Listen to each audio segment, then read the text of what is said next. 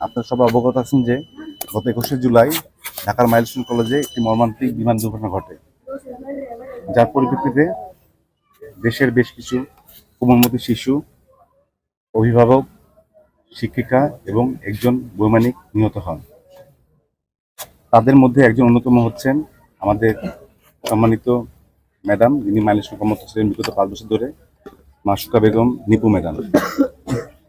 আমরা আজকে এখানে এসেছি মূলত বিমান বাহিনী প্রধানের পক্ষ থেকে এবং বিমান বাহিনীর সকল সদস্যের পক্ষ থেকে তার প্রতি শোক এবং সম্মান জানানোর জন্য।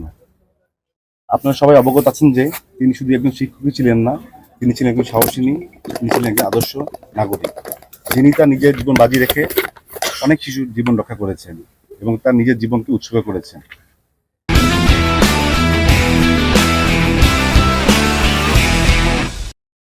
আমরা তার বিদেহী আত্মার মাগফিরাত কামনা করছি এবং আমরা তার পরিবারের প্রতি শোক এবং সমবেদনা ব্যক্ত করছি। আমি নিশ্চিত তার এই আত্মত্যাগ, তার এই মহান আত্মত্যাগ দেশবাসী মহান শ্রদ্ধা ভরে চিরকাল স্মরণ রাখবে এবং আমরা বিমান বাহিনী বলতে চাই, আমরা তার পরিবারের সবসময় পাশে আছি, সুখে দুঃখে। সেটা জেনে থাকেন যে আমাদের ঢাকা একটি আমাদের রাজধানী এবং এটি খুবই স্ট্র্যাটেজিক একটা লোকেশন, যেখানে আমাদের নিরাপত্তা খুব দরকার।